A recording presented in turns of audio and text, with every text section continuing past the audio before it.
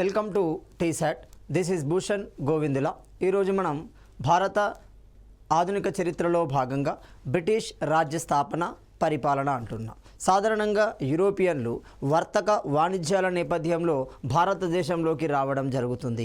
క్రమంగా భారతదేశంలో ఆ యూరోపియన్ యూనియన్ సమూహాలను ఓడించి క్రమంగా ఇంగ్లీష్ వారు తమ రాజ్యాన్ని స్థాపించడం జరుగుతుంది, తమ పరిపాలనను స్థాపించడం జరుగుతుంది. ఆ పరిపాలనలో భాగంగా ఏ విధమైన విధానాలను ఉపయోగించారు అంటే లండన్ ప్రాంతానికి సంబంధించిన ఆ రాజరిక విధానాలని, ఆ పరిపాలనా విధానాలని భారతీయ సమాజంలో కూడా ప్రవేశపెట్టడం జరుగుతుంది. వాటికి సంబంధించిన అంశాన్ని పరిశీలిస్తే వీరి పరిపాలన విధానం భూమిశిస్తు మరియు వివిధ రకాల చట్టాలు సంస్కరణలో కనబడడం జరుగుతుంది. అంటే ఈ పరిపాలనా విధానం ఎక్కడ కనబడుతుంది అంటే వారు పరిపాలనలో ఏ విధమైన విధానాలను ఉపయోగించారు. ఉదాహరణకు గమనిస్తే మనం ఈరోజు కలెక్టర్లు అంటున్నాం. ఆ కలెక్టర్ల యొక్క విధానాన్ని వాళ్ళే ప్రవేశపెట్టడం జరుగుతుంది. ముఖ్యంగా కారన్ వాలిస్ ప్రవేశపెట్టడం జరుగుతుంది. అదేవిధంగా భూమిశిస్తు విధానాలు అంటున్నాం. వివిధ రకాల భూమిశిస్తు విధానాలను ప్రవేశపెట్టి భారతదేశంలో భూమి రూపంలో ఉన్న మూలధనాన్ని లండన్కు తరలించే ప్రయత్నం చేశారు. ఒక జమీందారీ పద్ధతి గమనించండి, ఒక రైతువారి పద్ధతి గమనించండి, ఒక మహల్వారి పద్ధతి గమనించండి, అందులోనే కనబడతాయి. అదేవిధంగా వివిధ రకాల చట్టాలు అంటున్నాం. ఒక పిట్స్ ఇండియా చట్టాన్ని గమనిస్తే, ఒక చార్టర్ చట్టాన్ని గమనిస్తే, ఒక భారత ప్రభుత్వ చట్టాలను గమనిస్తే ఇలాంటి చట్టాల పరంపరను ఉపయోగించి భారతీయ సమాజంపై తమ ఆధిపత్యాన్ని కొనసాగించడం జరుగుతుంది. భారతీయ మూలధనాన్ని క్రమాను పద్ధతి ప్రకారం ఇంగ్లాండ్కి తరలించడం జరుగుతుంది. ఇలాంటి అంశాలలో వారి యొక్క పరిపాలన అనేది మనకు స్పష్టంగా కనబడడం జరుగుతుంది. మన భూమిశిస్తు విధానాలను కనుక గమనిస్తే ముఖ్యంగా భారతదేశంలో అత్యధిక మూలధనం అనేది భూమిశిస్తు రూపంలోనే వాళ్ళ లండన్కు తరలించబడడం జరుగుతుంది. మరి ఈ భారతదేశంలో ఉన్న భూమి రూపంలో ఉన్న మూలధనాన్ని వాళ్ళు లండన్కు తరలించడం కోసం ఎలాంటి విధానాలను ప్రవేశపెట్టారు. అలా ప్రవేశపెట్టిన దానిలో మొదటి పద్ధతిని గమనిస్తే వేలం వేసే పద్ధతి అంటున్నాము. దీన్ని మనము బిడ్డింగ్ మెథడ్ అంటున్నాం. ఒక నిర్దిష్ట కాలానికి నిర్ణీత మేరకి బెడ్డింగ్ అనేది వేలం అనేది జరుగుతుంది. ఈ వేలం వేసే పద్ధతిని ఎవరు ప్రవేశపెట్టారు గమనిస్తే వారెన్ హేస్టింగ్ ప్రవేశపెట్టడం జరుగుతుంది. ఎప్పటి నుండి అది 1773 నుండి అది ప్రవేశపెట్టడం జరిగింది. అప్పటి వరకు 85 వరకు అది కొనసాగడం జరుగుతుంది. బెంగాల్ దాని పరిసర ప్రాంతాలలో మనకి ఈ వేలం వేసే పద్ధతి అనేది ఉపయోగించబడుతుంది. మరి ఇలాంటి పద్ధతిని ఏ ప్రాంతాలలో ఉపయోగించారు అంటే ఆనాటి బెంగాల్ ప్రెసిడెన్సీ అని బీహార్ ప్రాంతాలలో ప్రవేశపెట్టడం జరుగుతుంది. బీహార్ అనేది ఆనాడు బెంగాల్ ప్రెసిడెన్సీలోనే భాగమే. ఈనాటి అస్సాం కానీ, ఈనాటి బీహార్ కానీ, ఈనాటి బెంగాలీ కానీ, వెస్ట్ బెంగాల్ కానీ ఆనాడు అందులో భాగంగానే ఉన్నాయి. ఈ ప్రాంతాలలో వారిని హెస్టింగ్ వేలం వేసే పద్ధతిని ప్రవేశపెట్టడం జరుగుతుంది. మరి ఈ పద్ధతి ద్వారా ఒక నిర్దిష్టమైన భూమి మీద శిస్తు వసూలు చేసుకునే అధికారాన్ని పొందిన వ్యక్తులను మనం ఏమంటాము గమనిస్తే వారినే జమీందారులు అనడం జరుగుతుంది. ఈ జమీందారులకు ఆ నిర్దిష్టమైన భూమి మీద హక్కు అనేది ఉంటుంది. వాళ్ళు ఇష్టానుసారంగా పన్నులు వసూలు చేయడం వల్ల రైతుల నుండి వాళ్ళు ఉద్యమాలు ఎదుర్కోవాల్సి వచ్చింది. ప్రభుత్వం నుండి వేలం వేసే పద్ధతి ప్రకారం ప్రభుత్వానికి చెల్లించవలసిన శిస్తు చెల్లిస్తారు. ఆ వేలం ప్రకారం ఉపయోగించిన బిడ్డింగ్ను చెల్లిస్తారు. ఇక జమీందారులు ఆ ప్రాంతంపై సర్వ హక్కులు పొందుతూ క్రమంగా ప్రజలను పీడిస్తూ అనేక రకాల పన్నులను వసూలు చేయడం జరుగుతుంది. భారీ మొత్తంలో పన్నులను వసూలు చేయడంతో రైతాంగం నుండి తిరుగుబాటు అనేది రావడం జరుగుతుంది. అదేవిధంగా రెండో పద్ధతిని గమనిస్తే శాశ్వత భూమిశిస్తు సిద్ధాంతము అంటున్నాం. దీన్ని పర్మనెంట్ సెటిల్మెంట్ థియరీ అంటున్నాం. మరి ఈ పర్మనెంట్ సెటిల్మెంట్ పద్ధతి ఏంటి గమనిస్తే ఇక్కడ దీన్ని మనము జమీందారీ పద్ధతి అనవచ్చు, దీన్ని మనము బందోబస్తు పద్ధతి అంటున్నాం. మనం అక్బర్ కాలంలో గమనిస్తే రాజా తోడరమల్లు అంటున్నాం. Very very important. ఇతడు రాజా తోడరమల్లు అన్నాం. ఈ రాజా తోడరమల్లు ప్రవేశపెట్టిందే బందోబస్తు విధానము అంటున్నాం. అంటే శాశ్వత భూమి సిద్ధాంతానికే మనకు రెండు పేర్లు కనబడుతున్నాయి. మరి ఇది ఏ విధంగా రూపొందించబడింది అంటే ఆనాటి జనాభా లెక్కలను పరిగణలోకి తీసుకున్నారు. ఏ కాలం నాటి జనాభా లెక్కలని 1791 నాటి జనాభా లెక్కలని ఆధారితంగా తీసుకొని దీన్ని రూపొందించడం జరుగుతుంది. మరి దీన్ని రూపొందించిన వ్యక్తి ఎవరు గమనిస్తే ఇక్కడే కారన్ వాలిస్ అంటున్నాం. ఇతడే భారత సివిల్ సర్వీసెస్ పితామహుడు అవుతున్నాడు. సంచార న్యాయస్థానాలను ఏర్పాటు చేయడం జరుగుతుంది. ఇలాంటి కారన్ వాలిస్ 1793లో దీన్ని ప్రవేశపెట్టడం జరుగుతుంది. భూమిశిస్తు విధానాన్ని, శాశ్వత భూమిశిస్తు విధానాన్ని. మరి ఈ విధానాన్ని రూపొందించడానికి అతనికి సహకరిస్తారు ఇద్దరు. మరి ఈ శిస్తు ప్రకారం ఏ విధంగా శిస్తు వసూలు చేయబడుతుంది అంటే ఈ శిస్తు ప్రకారం ప్రతి 10 సంవత్సరాల కాలాన్ని నిర్దిష్టంగా తీసుకోవడం జరుగుతుంది. సో ఆ 10 సంవత్సరాల కాలానికి నిర్దిష్ట భూమి మీద ఎవరైతే శిస్తు వసూలు చేసుకునే అధికారాన్ని పొందుతారో వాళ్ళను మనం ఏమంటున్నాం, జమీందారులుగా పిలవడం జరుగుతుంది. అంటే ఈ జమీందారికి నిర్దిష్టమైన కాలం మాత్రమే ఉంది. ఆ కాలం ఎంత? 10 సంవత్సరాలు అవుతుంది. ఈ విధానాన్ని బెంగాల్ 1వ ప్రాంతం, బీహార్ 2వ ప్రాంతం, ఒడిస్సా 3వ ప్రాంతం, బెనారస్ 4వ ప్రాంతం. సో ఇలాంటి ప్రాంతాలలో దీన్ని ప్రవేశపెట్టడం జరుగుతుంది. సో ఇందులో కూడా లోపాలు ఉన్నాయి. ఏమున్నాయి? 10 సంవత్సరాల కాలానికి ప్రభుత్వం యొక్క టార్గెట్ ఏంటి? మూలధనం కావాలి, ఆదాయం కావాలి. సో ఆదాయం కోసం ఎవరైతే ఎక్కువ బెడ్డింగ్ వేశారో వాళ్ళకి ఇచ్చేశారు, జమీందారులకు ఇచ్చేశారు. ఇప్పుడు జమీందారులు ప్రజల నుండి వసూలు చేసుకునే పన్నుని ప్రభుత్వం నిర్ణయించలేదు, ఎంత వసూలు చేసుకోవాలనేది నిర్ణయించలేదు. కాబట్టి ఇష్టానుసారంగా వాళ్ళు ప్రజల నుండి పన్నును వసూలు చేయడం జరుగుతుంది. ఈ నేపథ్యంలో రైతాంగ పోరాటాలు, కార్మిక పోరాటాలు, ప్రజాస్వామిక పోరాటాలు, గిరిజన పోరాటాలు అనేవి వీటికి వ్యతిరేకంగా, అంటే ముఖ్యంగా జమీందారులకు వ్యతిరేకంగా రావడం జరుగుతుంది. సో మరి ఈ విధానాన్ని రూపొందించడంలో కార్న్వాలిస్కి సహకరించిన వ్యక్తులు ఆనాటి అధికారులు గమనిస్తే, మొట్టమొదటి అధికారి సర్ జాన్ షోర్ అంటున్నాం. సో సర్ జాన్ షోర్ ఎవరు, ఏ పొజిషన్లో ఉన్నాడు అంటే ఇతడు ఒక రెవెన్యూ ప్రెసిడెంట్ అధికారిగా ఉండడం జరుగుతుంది. అదేవిధంగా రెండో వ్యక్తిని గమనిస్తున్నాం. ఎవరా రెండో వ్యక్తి? జేమ్స్ గ్రాంట్ అంటున్నాం. ఎవరి జేమ్స్ గ్రాంట్ అంటే రికార్డుల కీపర్గా పనిచేయడం జరుగుతుంది. ఈ ఇద్దరి సహకారంతో, పూర్తి సహకారంతో శాశ్వత భూమి సిద్ధాంతాన్ని ప్రవేశపెట్టడం జరుగుతుంది. దీని ద్వారా భారతదేశంలో భూమి రూపంలో ఉన్న మూలధనం మాత్రం ఆంగ్లేయుల వశం కావడం జరిగింది. సో ఇది కూడా రెండో విధానం అవుతుంది. ఇలాంటి క్రమంలోనే మూడో విధానాన్ని తీసుకొచ్చారు, ముఖ్యంగా దత్తత మండలాల ప్రాంతాల్లో తీసుకొచ్చారు. అలాంటి దత్తత మండలాలనే మనం ఈరోజు ఏమంటున్నాం, రాయలసీమ అనడం జరుగుతుంది. గాడిచెర్ల హరిసర్వోత్తమరావు నంద్యాల సమావేశంలో ఈ పేరును ప్రతిపాదించడం జరిగింది. మరి అలాంటి ఈ రైతువారి విధానం యొక్క ఉద్దేశం ఏంటి, దీన్ని ఏ విధంగా రూపొందించారు, ఎవరు రూపొందించారు, ఎక్కడ రూపొందించారు గమనిస్తే 1792లో ఈ విధానాన్ని తమిళనాడులోని సేలం ప్రాంతంలో ప్రవేశపెట్టడం జరిగింది. మరి ఎవరు ప్రవేశపెట్టారు గమనిస్తే అతడే రెండవ అలెగ్జాండర్ రీడ్ అంటున్నాం. సో ఈ రెండవ అలెగ్జాండర్ రీడే ఈ రైతువారి విధానాన్ని తమిళనాడు ప్రాంతంలో ప్రవేశపెట్టాడు. దానికి ప్రభావితమైన దత్తత మండలాలకు కలెక్టర్గా నియమించబడిన వ్యక్తి ఎవరు? థామస్ మన్రో అవుతున్నాడు. ఈ థామస్ మన్రో దత్తత మండలాలకు కలెక్టర్గా ఉన్నాడు. మొత్తంగా ఈ రెండవ అలెగ్జాండర్ రీడ్ సహకారంతో, అతని ప్రభావం వల్ల దత్తత మండలాలలో ఈ విధానాన్ని ప్రవేశపెట్టడం జరుగుతుంది. మరి ఈ విధానం ప్రకారం మేలేమవుతుంది అంటే మధ్యవర్తులు అనేవాళ్ళు ఉండరు. మీరు వేలం వేసే పద్ధతిని గమనించండి, శాశ్వత భూమి సిద్ధాంతాన్ని గమనించండి. అక్కడ జమీందారులు అనే ఒక మీడియేటర్స్ ఉంటారు.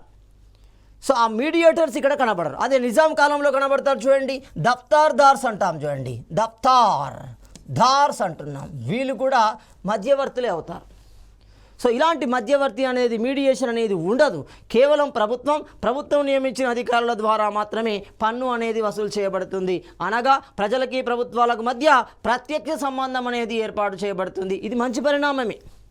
కానీ ఇందులో శిస్తు కూడా గమనిస్తే 50 నుండి 60% వరకు ఉండడం జరుగుతుంది. ఇది పెద్ద డ్రాబ్యాక్ అవుతుంది. అంతేకాకుండా కరువు సమయాలలో కూడా శిస్తును వాళ్ళు తొలగించలేదు, కఠిన నియమాల ద్వారా మాత్రమే తొలగించే పరిస్థితి ఉండేది.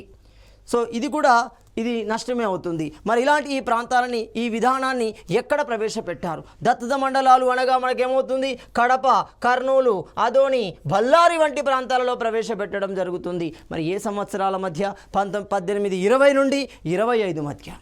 అది 73, 93, 1823. చూడండి క్లియర్గా గమనిస్తే 1773 ఒకటోది, 1793 రెండవది, 1820 నుండి 25 మధ్య మూడవది. సో ఇప్పుడు క్లియర్గా ఆ క్వశ్చన్ ట్విస్ట్ చేసే క్రమంలో ఎగ్జామినర్ ఏమడగవచ్చు, భారతదేశంలో బ్రిటిష్ వారు ప్రవేశపెట్టిన భూమి శిస్తు విధానాలు పైన ఇస్తాడు 4, వాటిని కాలం ఆధారంగా వరుస క్రమంలో అమర్చమంటాడు. లేదా ఆ విధానాలు ఇచ్చి వాటి యొక్క రూపకర్తలు ఇచ్చి మ్యాచ్ ద ఫాలోయింగ్ చేయమంటాడు. లేదు ఒక విధానాన్ని అంతర్గతంగా లోతుగా అడిగే అవకాశం ఉంటుంది. సో ఇక్కడ క్లియర్గా గమనించాలి. సో ఇలాంటి ప్రాంతాలలో ఎవరు? థామస్ మన్రో అంటున్నాం. ఇతడే మనకు దత్తత మండలాల కలెక్టర్గా ఉన్నాడు. రైతువారి విధానాన్ని ప్రవేశపెట్టాడు. కొంతవరకు ప్రజలకు మేలు జరిగింది అని చెప్పవచ్చు. అదేవిధంగా 4వది మహల్ వారి విధానము అంటున్నాం. ఇక్కడ మహల్ అంటే అర్థం ఏంటి? సో ఆ మహల్ను ప్రాతిపదికగా తీసుకుంటూ ఆ మహల్ ప్రభుత్వంతో చేసుకున్న ఒప్పందం ఆధారితంగా రూపొందించబడిన రెవెన్యూ విధానాన్ని మనం ఏమంటాం? మహల్వారీ భూమి శిస్తు విధానం లేదా రెవెన్యూ విధానము అంటున్నాం. మరి మహల్ అంటే అర్థం ఏమవుతుంది అనగా గ్రామ సభ లేదా మహల్ అవుతుంది. ఇప్పుడు మనకు 73, 74 రాజ్యాంగ సవరణల ప్రకారం గమనించండి. 73వ రాజ్యాంగ సవరణ ప్రకారం గమనిస్తే గ్రామీణ స్థాయిలో గ్రామ పంచాయతీల ఏర్పాటు అనేది జరుగుతుంది. ఆ గ్రామ పంచాయతీ ఏర్పాటులో క్రియాశీలకంగా వ్యవహరించేది ఈ గ్రామ సభ అవుతుంది. మరి అలాంటి గ్రామ సభలో ఎవరు ఉంటారు? ఆ గ్రామానికి సంబంధించిన ఓటు హక్కు కలిగిన వ్యక్తులు ఉంటారు. ఇక్కడ కూడా అది ఆ గ్రామానికి సంబంధించిన వర్గాలకు సంబంధించిన ప్రతినిధులు అందులో ఉంటారు. గ్రామ ప్రతినిధులు అందులో సభ్యులుగా ఉండడం జరుగుతుంది. వారి నిర్ణయం మేరకి వారు ప్రభుత్వంతో చేసుకున్న ఒప్పందం మేరకి శిస్తు అనేది వసూలు చేయబడడం జరుగుతుంది. అంటే సింపుల్, మహల్ ద్వారా శిస్తు వసూలు చేసుకునే విధానాన్ని మహల్వారీ విధానము అంటున్నాం. మరి ఈ మహల్వారీ విధానాన్ని ఎవరు ప్రవేశపెట్టారు? మెకెన్జీ ప్రవేశపెట్టడం జరుగుతుంది. మరి ఎక్కడ ప్రవేశపెట్టాడు? ఎప్పుడు ప్రవేశపెట్టాడు? గమనిస్తే 1833 సంవత్సరంలో ఈ విధానాన్ని వాయువ్య భారతము అంటున్నాము. అంటే ఈనాటి పంజాబ్, రాజస్థాన్ ఆ ప్రాంతాలు గమనిస్తే వాయువ్యంలో ఉంటాయి. సో వాయువ్య భారతము అన్నాడు. అదేవిధంగా ఢిల్లీ, ఆగ్రా, పశ్చిమ ఉత్తరప్రదేశ్, అయోధ్య, పంజాబ్, గంగా నది లోయ అంటున్నాం. సో ఇలాంటి ప్రాంతాలలో మనకి మహల్వారీ విధానాన్ని ప్రవేశపెట్టడం జరుగుతుంది. ఇందులో కూడా కొన్ని డ్రాబ్యాక్స్ ఉన్నాయి. సో మొత్తంగా భూమి శిస్తు విధానాల యొక్క లక్ష్యం ఏంటి అంటే బ్రిటిష్ వారికి భారతదేశంలో భూమి రూపంలో ఉన్న మూలధనాన్ని కొల్లగొట్టాలి, అంతే వాళ్ళ టార్గెట్. ఇలాంటి క్రమంలో భారతీయులకు కూడా అవకాశం దొరికింది. ఆ మూలధనాన్ని తమ చేతిలోకి తీసుకోవడానికి, తమ కబంధాస్తాల్లోకి తీసుకోవడానికి భారతీయులకు కూడా అవకాశం దొరికింది. ఒక జమీందారులు కానీ, ఒక దేశ్ముఖులు కానీ, వివిధ రూపాలలో ఉన్న అధికారులు కానీ. కాబట్టి సాధారణ ప్రజానీకం మరింత దోపిడీకి గురి కావడం జరుగుతుంది ఈ భూమి శిస్తు విధానాల వల్ల. సో దీని ప్రకారం ఏమవుతుంది? మరి మహల్వారీ విధానంలో శిస్తు ఎంత వసూలు చేస్తున్నారు? 2/3 లేదా 10/11 వంతు అనేది ఉండడం జరుగుతుంది. మరి ఇలాంటి ఈ మహల్లో గ్రామ పెద్దలతో కూడిన సభగా ఉంటుంది. నిర్ణీత కాలానికి కంపెనీతో అది ఒప్పందం చేసుకుంటుంది. ఆ ఒప్పందం ప్రకారం పన్ను వసూలు చేయడం, ప్రభుత్వానికి కట్టడం జరుగుతుంది. అంతవరకు ప్రభుత్వం ఆ ప్రాంతం వైపు చూడదు, ఆ ప్రాంతంలోకి ఇంటర్ఫియర్ కాదు. అంటే సొంత నిర్ణయం ప్రకారమే జరుగుతుంది. సో ఇది మనకి భూమి శిస్తు విధానం. రెండోది గమనిస్తే పరిపాలనలో భాగంగా అధికారులను కూడా నియమించారు. ఎప్పుడైతే ఈస్ట్ ఇండియా కంపెనీ భారతదేశంలోకి వచ్చిందో ఒక కెప్టెన్ హాకిన్స్ రూపంలో కానీ, థామస్ రూపంలో కానీ క్రమంగా ఫ్యాక్టరీలను ఏర్పాటు చేసుకుంది. వివిధ రకాల యుద్ధాల ద్వారా అటు ఫ్రెంచ్ సమూహాన్ని, ఇటు డచ్ సమూహాన్ని, ఇటు డ్రెన్ సమూహాన్ని ఓడించింది. వైవాహిక సంబంధం ద్వారా పోర్చుగీస్తో వైవాహిక సంబంధాన్ని ఏర్పాటు చేసుకుంది. పూర్తిగా భారతదేశంపై తన పట్టును సాధించింది. ఆ క్రమంలో పరిపాలన చేయడం కోసం అధికార యంత్రాంగాన్ని కూడా నియమించడం జరుగుతుంది. మరి ఏ పేరుతో నియమించింది గమనించాలి.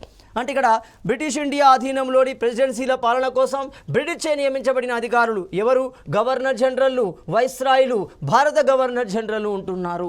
వారిని హెస్టింగ్తో ప్రస్థానం ప్రారంభమవుతుంది, మౌంట్ బాటన్తో ప్రస్థానం ముగియడం జరుగుతుంది. ఈ విషయాన్ని గమనించాలి. కాబట్టి గవర్నర్ జనరల్ ఉంటారు, వైస్రాయ్ ఉంటున్నాడు, భారత గవర్నర్ జనరల్ ఉంటున్నాడు. Governor general, Bengal governor general ఎవరవుతున్నారు?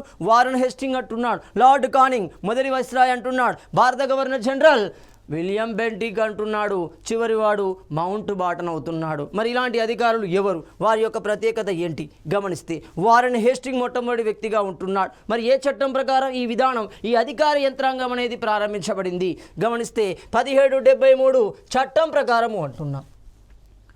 So 1773 చట్టం ప్రకారం బెంగాల్ గవర్నర్ జనరల్గా వారన్ హేస్టింగ్ నియమించబడడం జరుగుతుంది. మరి ఇతని యొక్క ప్రత్యేకత ఏంటి? మరి ఇలాంటి అంశాలలో తనదైన ముద్ర వేయడం జరిగింది వారన్ హేస్టింగ్. అదే గమనిస్తే బెంగాల్లో ప్రభుత్వాన్ని రద్దు చేయడం జరుగుతుంది. ద్వంద్వ ప్రభుత్వాన్ని రద్దు చేస్తున్నాడు.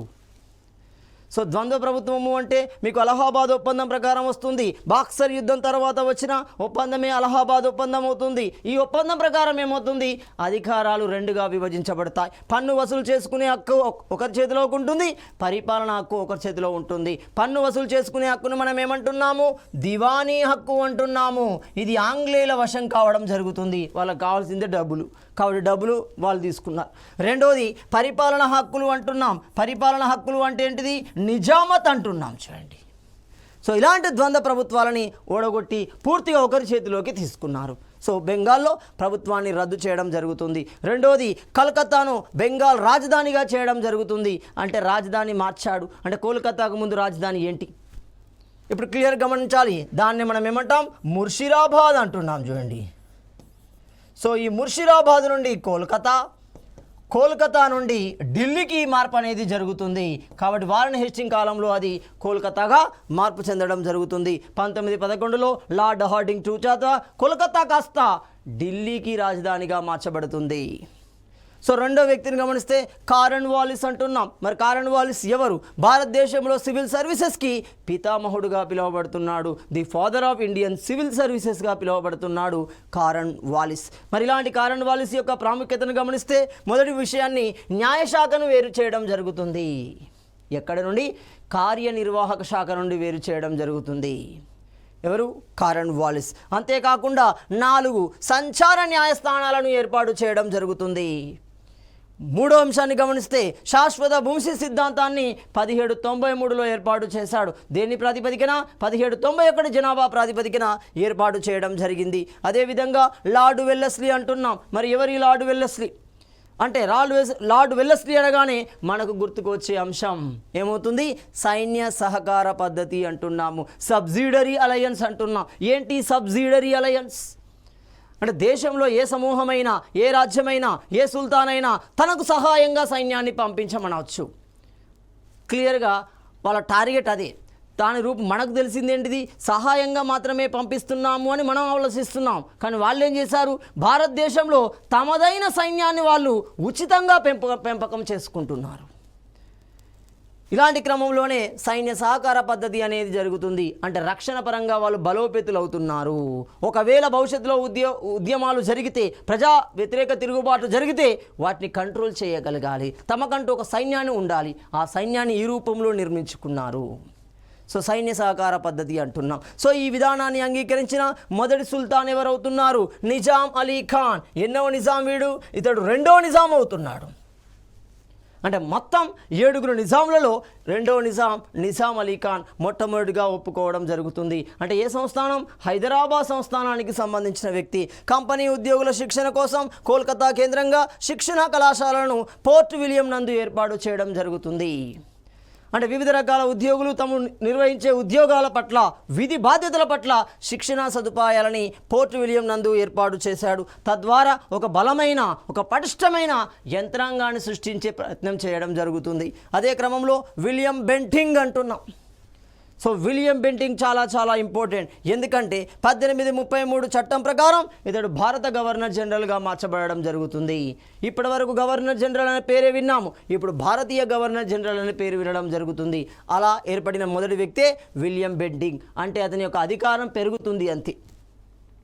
అతని ఆధీనంలో ఉన్న ప్రాంత భూభాగం పెరుగుతుంది, తన అధికార పరిధి అనేది విస్తరించడం జరుగుతుంది. సో మొదటి బ్రిటిష్ ఇండియా గవర్నర్ జనరల్గా ఉండడం జరిగింది రాజా రామ్మోహన్ రాయ్ యొక్క ప్రోద్బలం చేత.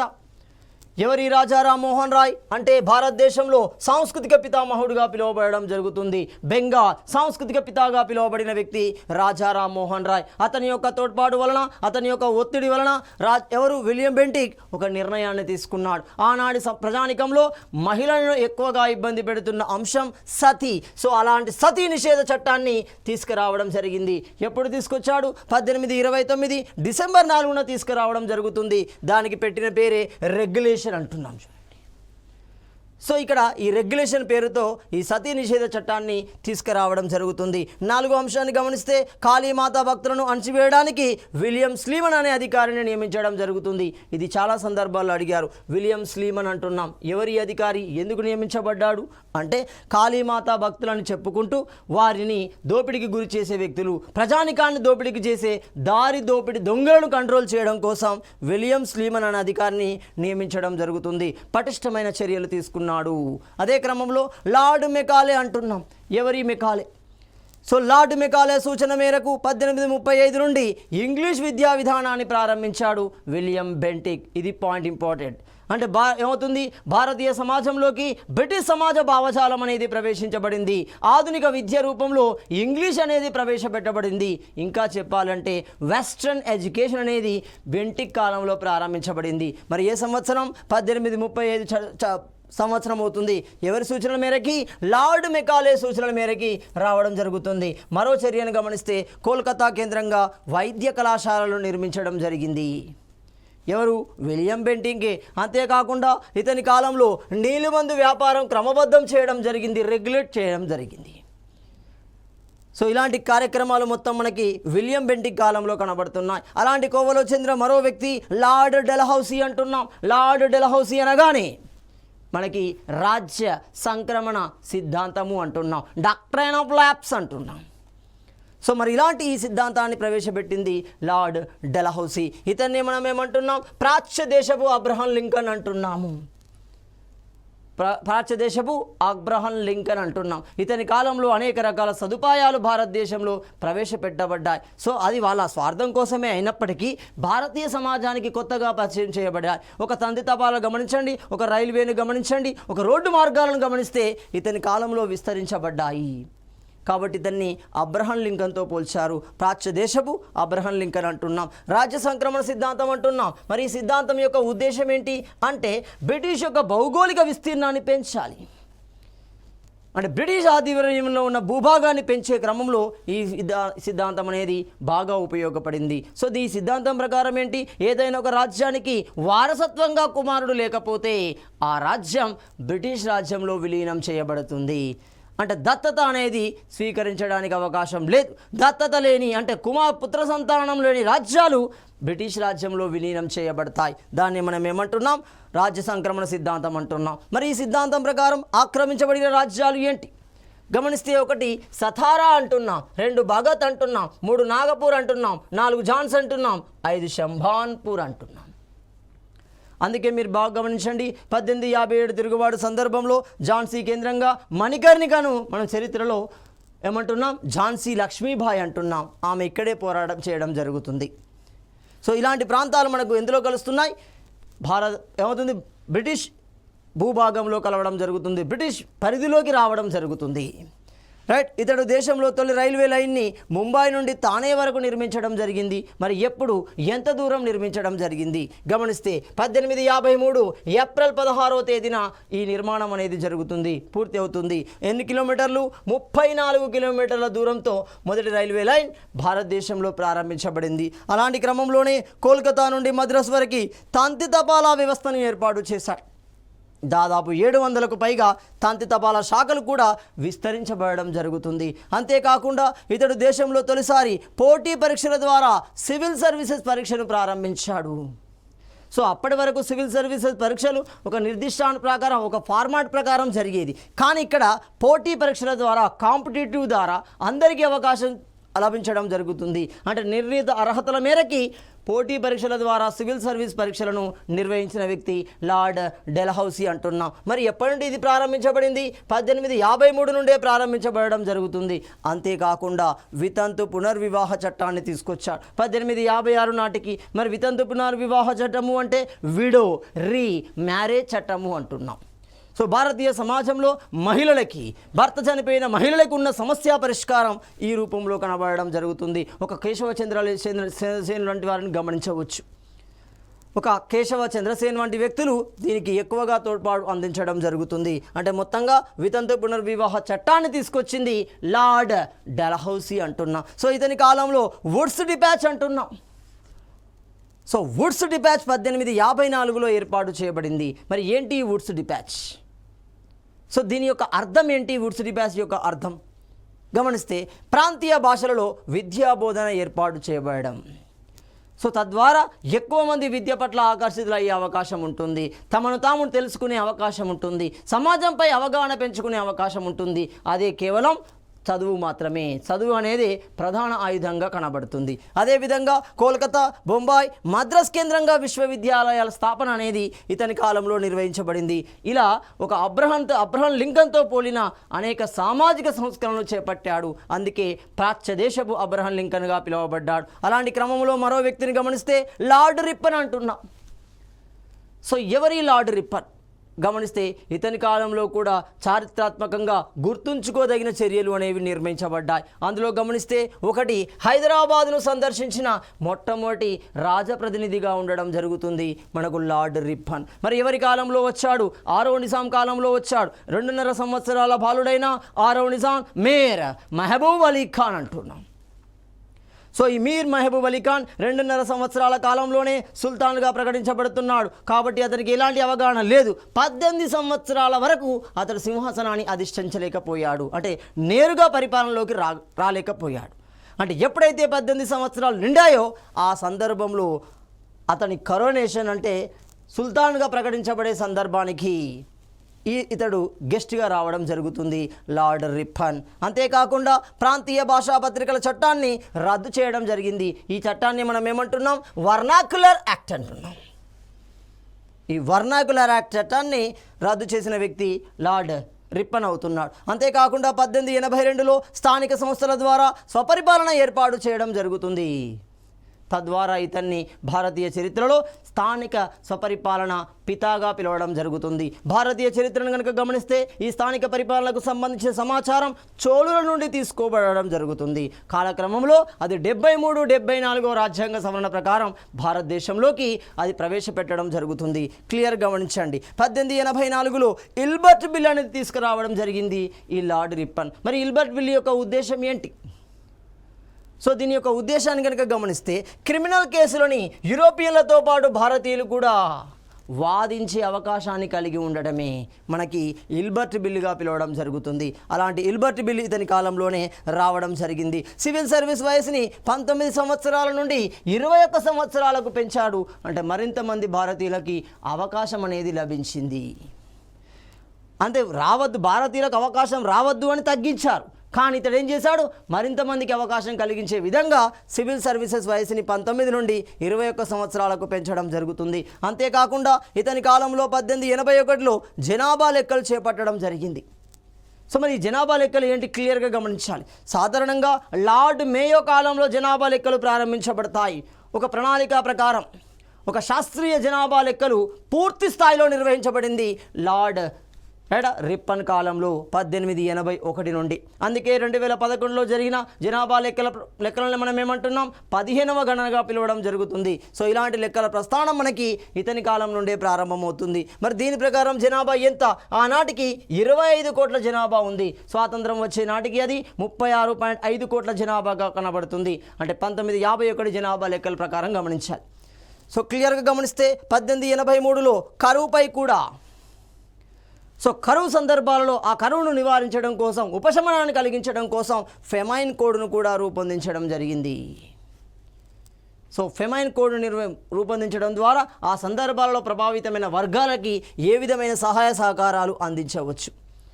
సో ఇలా లార్డ్ రిప్పన్ తనదైన ముద్రను వేసుకోవడం జరుగుతుంది. పారిశ్రామికకు సంబంధించిన విధానాలని, కార్మికులకు సంబంధించిన అనేక విధానాలని లార్డ్ రిప్పన్ ప్రవేశపెట్టడం జరుగుతుంది. ఆ తర్వాత వచ్చిన మరో వ్యక్తి లార్డ్ కర్జన్ అంటున్నాం. కర్జన్ అనగానే మనకు అర్థమవుతుంది బెంగాల్ విభజన కనబడుతుంది. సో ఇతడు ఏం చేశాడు? ఇతడు వ్యవసాయ అభివృద్ధికి సహకార రుణాల సంఘాల స్థాపన చేయడం జరుగుతుంది. సహకార సంఘాలు ఎందుకు ఉపయోగపడతాయి? వ్యవసాయ రంగంలో మౌలిక సదుపాయాలను ఏర్పాటు చేసుకోవడానికి కావలసిన రుణ సదుపాయాన్ని అందించడం. అది దీర్ఘకాలిక ప్రాతిపదికన ఉండవచ్చు, మధ్యకాలిక ప్రాతిపదికన ఉండవచ్చు, తాత్కాలికంగా ఉండవచ్చు, చిన్న ప్రాతిపదికన ఉండవచ్చు. అంటే సహకార సంఘాల ద్వారానే వాటికి సహాయం చేయడం ఆ ప్రస్థానం ఇతని కాలం నుండే ప్రారంభమవుతుంది. అంతేకాకుండా బీహార్లోని పూసా వద్ద ఏం చేశాడు? ఇంపీరియల్ ఇన్స్టిట్యూట్ ఆఫ్ అగ్రికల్చర్ను ఏర్పాటు చేయడం జరుగుతుంది. సో ఈ అగ్రికల్చర్ యూనివర్సిటీని కూడా ఇతడే ఏర్పాటు చేశాడు. అంతేకాకుండా క్షామ నివారణకి, క్షామము అంటే కరువు లేదా దుర్భిక్షము అంటున్నాం. సో ఈ కరువు లేదా దుర్భిక్షం వంటి పరిస్థితుల నివారణ కోసం డొనాల్డ్ కమిటీని ఏర్పాటు చేయడం జరిగింది. ఆ డొనాల్డ్ కమిటీని మనం ఏమంటాం? మెక్డొనాల్డ్ లేదా మ్యాక్డొనాల్డ్ అంటాం. మ్యాక్డొనాల్డ్ కమిటీని వేయడం జరిగింది. ఎప్పుడు వేశాడు? 1901 సంవత్సరంలో లార్డ్ కర్జన్ వేయడం జరిగింది. అంతేకాకుండా పోలీస్ శాఖ వ్యవస్థీకరణకి, అంటే అందులో ఉన్న లోపాలను పరిశీలిస్తూ ఆ లోపాలని పరిష్కరించే విధంగా పునర్వ్యవస్థీకరణ కోసం ప్రేజర్ కమిటీని వేయడం జరుగుతుంది. అంటే ఇప్పుడు ప్రేజర్ కమిటీ యొక్క ఉద్దేశం ఏమవుతుంది? పోలీస్ శాఖ పునర్వ్యవస్థీకరించాలి, సమస్యల పరిష్కారం అనేది జరగాలి. అలాంటి క్రమంలోనే రైల్వే వ్యవస్థను సంస్కరించడం కోసం, సో రైల్వే వ్యవస్థలో ఉన్న లోటుపాట్లను సంస్కరించడం కోసం థామస్ రాబర్ట్సన్ కమిషన్ వేయడం జరిగింది. So so Thomas Robertson commission railway వ్యవస్థ పునర్వ్యవస్థీకరణకు సంబంధిస్తుంది. అంతేకాకుండా భారత పురావస్తు శాఖను ఏర్పాటు చేశాడు ఇతని కాలంలోనే. ఎప్పుడు? 1902 సంవత్సరంలో. ఎవరి అధ్యక్షతన? Sir John Marshall. సో ఈ సర్ జాన్ మార్షలే భారతదేశంలో నాగరికత మూలాలని హరప్పా కేంద్రంగా గుర్తించడం జరిగింది. అందుకే ఆ నాగరికతను ఏమంటున్నాం? హరప్పా నాగరికత అంటున్నాం. దానికి మరొక పేరు ఏమంటున్నాం? సింధులోయ నాగరికత అంటున్నాం. 1924 నాటికి అది 22 నుండి 24 నాటికి అది ఎక్స్కవేట్ చేయబడుతుంది ఇతని ఆధ్వర్యంలోనే. అలాంటి క్రమంలోనే 1904లో విశ్వవిద్యాలయ కమిషన్ను ఏర్పాటు చేశాడు. విశ్వవిద్యాలయ కమిషన్కి అధ్యక్షుడిగా ఉన్న వ్యక్తి ఎవరు? సర్ థామస్ లీ అవుతున్నాడు. లీ కమిషన్ని ఏర్పాటు చేశాడు. సో లీ కమిషన్ అనేది విశ్వవిద్యాలయాలకు సంబంధించింది. ఫ్రేజర్ కమిషన్ అనేది పోలీస్ వ్యవస్థకు సంబంధించింది. రాబర్ట్సన్ కమిషన్ అనేది రైల్వే వ్యవస్థకు సంబంధించింది. అంతేకాకుండా 1905లో బెంగాల్ విభజన జరుగుతుంది. సో పరిపాలనా సౌలభ్యం కోసం బెంగాల్ను విభజిస్తున్నట్లు ఉత్తర్వులు జారీ చేయబడ్డాయి. అలాంటి ఉత్తర్వులు అమల్లోకి వచ్చిన సందర్భంలో లార్డ్ కర్జన్ ఉండడం జరుగుతుంది. అంటే బెంగాల్ విభజన ప్రకటన ఎవరి చేత జరిగింది? లార్డ్ కర్జన్ చేత జరుగుతుంది. బెంగాల్ విభజన అంటున్నాం. అలాంటి క్రమంలో అతని తర్వాత వచ్చిన మరో వ్యక్తి లార్డ్ కానింగ్ అంటున్నాం. సో ఈ లార్డ్ కానింగ్ యొక్క ప్రాముఖ్యత ఏంటి గమనిస్తే, ఈస్ట్ ఇండియా కంపెనీ చిట్ట చివరి గవర్నర్ జనరల్గా ఉంటున్నాడు. అంటే ఇతడు పొజిషన్ మారాడు. ఏ పొజిషన్లోకి వచ్చాడు? వైస్రాయ్ పొజిషన్లోకి రావడం జరుగుతుంది. గవర్నర్ జనరల్, భారతీయ గవర్నర్ జనరల్ వైస్రాయ్గా మారడం జరుగుతుంది. మరి ఏ చట్టం ప్రకారం వచ్చాడు? ఇక్కడ గమనించండి. 1773 ప్రకారం గవర్నర్ జనరల్ ఆఫ్ బెంగాల్ వచ్చాయి.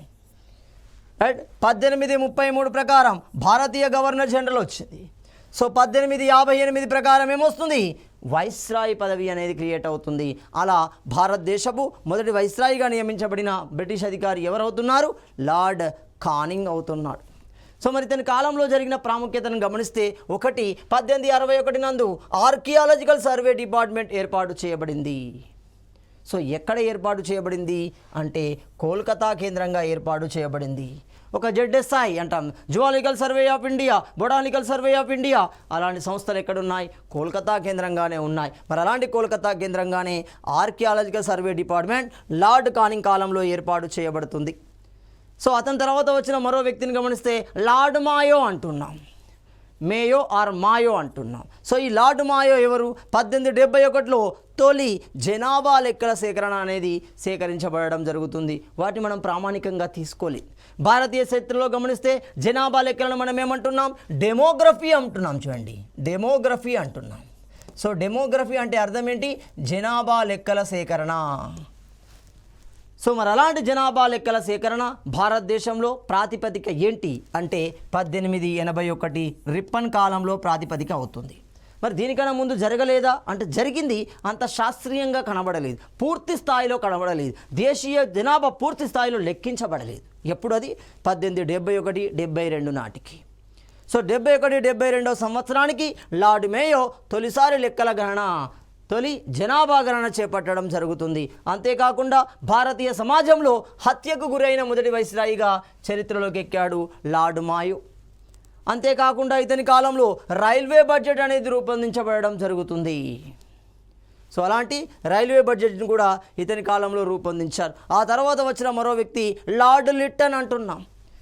లార్డ్ లిట్టన్ చర్యలు మొత్తాన్ని లార్డ్ రిప్పన్ రిప్లేస్ చేస్తాడు. చూడండి, ఇతడు చేసిన చర్యలన్నింటినీ రద్దు చేసిన వ్యక్తి లార్డ్ రిప్పన్ అవుతాడు. ఇక్కడ లార్డ్ లిట్టన్ ఏం చేశాడు? దేశ భాషా పత్రికల చట్టాన్ని 1878లో తీసుకురావడం జరుగుతుంది. దాన్ని మనం ఏమన్నాం? వర్నాక్యులర్ యాక్ట్ అన్నాం. దాన్ని రద్దు చేశాడు లార్డ్ రిప్పన్. తీసుకొచ్చింది లార్డ్ లిట్టన్. అంతేకాకుండా ఆయుధాల చట్టము అంటాము, రిపేల్ ఆఫ్ ఆర్మ్ యాక్ట్ అంటాం. రిపేల్ ఆఫ్ ఆర్మ్ యాక్ట్ని 1878లోనే తీసుకొచ్చాడు. అంతేకాకుండా సివిల్ సర్వీసెస్ వయసుని 21 సంవత్సరాల నుండి 19 సంవత్సరాలకు తగ్గించాడు. తగ్గిస్తే రిప్పన్ 21 సంవత్సరాలకు పెంచాడు. సో లార్డ్ మింటో అంటున్నాం. సో లార్డ్ మింటో ఎవరు? సో లార్డ్ మింటో యొక్క ప్రాముఖ్యతను గమనిస్తే ఇతన్ని ఫాదర్ ఆఫ్ కమ్యూన్ కాన్స్టిట్యూషన్ అంటున్నాం. ఎందుకు కమ్యూన్ కాన్స్టిట్యూషన్? అసలు ఈ కమ్యూన్ అంటే ఏంటిది? మత ఆధారిత నియోజకవర్గాలు అంటున్నాం. 1909 చట్టంలో కనబడుతుంది. చూడండి, మింటో మార్లే చట్టము అంటున్నాం దీన్ని. సో అందుకే ఇతని పేరేంటిది? మత నియోజక వర్గాల పిత అంటున్నాం. ఈ was the father of communal electorate in India. ఎవరు? లార్డ్ మింటో అంటున్నాం. సో మరి ఇతని కాలంలో జరిగిన ప్రధాన సంఘటనలు గమనిస్తే మరి ఇలాంటి సంఘటన సందర్భంలో భారతదేశంలో ఇతడు వైస్రాయిగా లేదా గవర్నర్ జనరల్గా ఉన్నాడు. గమనిస్తే స్వదేశీ ఉద్యమము అంటున్నాం 1906 నుండి కొనసాగుతుంది, 11 వరకు కొనసాగుతుంది. అది వందే మాతరం ఉద్యమంలో భాగంగానే, ఎగ్జాక్ట్లీ దీనికి ఇయర్ పెట్టలేము 1906 అని, కానీ 1906 నుండి మరాఠా కేంద్రంగా అది ఉధృతంగా కొనసాగుతుంది. అతివాదుల నేతృత్వంలో అది దేశవ్యాప్తం అవడం జరుగుతుంది. అంతే తప్ప దీనికి ఎగ్జాక్ట్లీ 1906 అని చెప్పలేము. సో మొత్తంగా గమనిస్తే ముస్లిం లీగ్ అంటున్నాము 1906 డిసెంబర్లో ఢాకా కేంద్రంగా సలీముల్లా ఖాన్, ఆఘా ఖాన్లచే ఏర్పాటు చేయబడుతుంది. మింటో మార్లే సంస్కరణలు 1909లో ప్రవేశపెట్టబడ్డాయి. సూరత్ చీలిక 1907లో జరిగింది. సో ఇలాంటి సంఘటనల సందర్భంలో ఇతడు భారతదేశంలో గవర్నర్ జనరల్గా ఉన్నాడు. అదే క్రమంలో లార్డ్ హార్డింగ్ II అంటున్నాం. ఇతని కాలంలో ఏం జరిగింది అంటే బెంగాల్ విభజన వ్యతిరేక ఉద్యమం చివరి దశకు రావడం జరుగుతుంది. ఆ సందర్భంలో 2 ప్రకటనలు ఇతని ఆధ్వర్యంలోనే జరుగుతున్నాయి. ఏంటి ఆ ప్రకటనలు గమనిస్తే, ఒకటి బెంగాల్ విభజన రద్దు అంటున్నాం 1911లో జరుగుతుంది. ఢిల్లీ దర్బారు ఏర్పాటు చేస్తాడు. ఆ దర్బారు కేంద్రంగా 2 ప్రకటనలు జారీ చేస్తాడు. అందులో మొట్టమొదటి ప్రకటన గమనిస్తే బెంగాల్ విభజన రద్దు అంటున్నాం. రెండో ప్రకటన గమనిస్తే రాజధానిని కోల్కతా నుండి ఢిల్లీకి మార్చడం. ఇతని కాలంలోనే ఢిల్లీ దర్బార్ ఏర్పాటు చేయబడింది. గేట్వే ఆఫ్ ఇండియా అనేది నిర్మించబడింది. గేట్వే ఆఫ్ ఇండియా నిర్మించడానికి గల కారణం ఏంటి?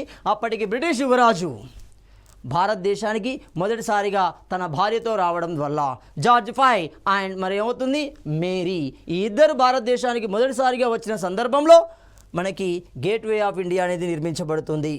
అంతేకాకుండా బ్రిటిష్ పరిపాలనలో ముఖ్య అంశాలు కనుక గమనిస్తే 1860లో తొలిసారి బడ్జెట్ అనేది తయారు చేయబడింది. 1860 నుండి ఆదాయ పన్ను అనేది ప్రవేశపెట్టబడింది. ఎప్పుడైతే 1857 తిరుగుబాటు జరిగిందో బ్రిటిష్కి జరిగిన నష్టం అది ఆర్థికంగా జరిగింది. దాన్ని రికవర్ చేయడం కోసం కొత్త పన్ను విధానాలని, కొత్త కార్యక్రమాలను వెలుగులోకి తీసుకొచ్చారు. అలాంటి కార్యక్రమాలు ఇవి. ఒకటి తొలిసారి బడ్జెట్ విధానం, ఆదాయ పన్ను విధానము అంటున్నాం. 1876లో బ్రిటన్ పార్లమెంట్ చట్టం ద్వారా 1877 జనవరి 1 నుండి విక్టోరియా రాణి భారతదేశ చక్రవర్తిగా ప్రకటించబడడం జరుగుతుంది. సో విక్టోరియా ప్రొక్లమేషన్ మనకు 1858లోనే, కానీ ఈ తేదీ నుండి ఆమె అమల్లోకి వస్తుంది. అంటే పూర్తి అధికారం బ్రిటిష్ రాణి చేతిలోకి వెళ్ళిపోతుంది. అంటే ఈస్ట్ ఇండియా పాలన అనేది రద్దు చేయబడుతుంది. అలాంటి క్రమంలోనే 1780లో జేమ్స్ హిక్కిన్స్ ఏం చేశాడు? బెంగాల్ గెజిట్ అనే పత్రికని కోల్కతా కేంద్రంగా ఏర్పాటు చేశాడు. అదేవిధంగా విలియం జోన్స్ కోల్కతా కేంద్రంగా ఏసియాటిక్ సొసైటీని స్థాపించాడు. చార్లెస్ విల్కిన్స్ భగవద్గీత, అభిజ్ఞాన శాకుంతలంని ఆంగ్లంలోకి అనువదించడం జరుగుతుంది. ఇలా బ్రిటిష్ కాలానికి సంబంధించిన వివిధ రకాల పరిపాలనా విధానాలు, అధికారులు, వివిధ రకాల భూమిశిస్తు విధానాల ద్వారా భారతదేశాన్ని 1947 ఆగస్టు 15 వరకు పరిపాలించడం జరిగింది. సో తదుపరి అంశాన్ని మనము తదుపరి వీడియోలో చర్చించుకుందాం.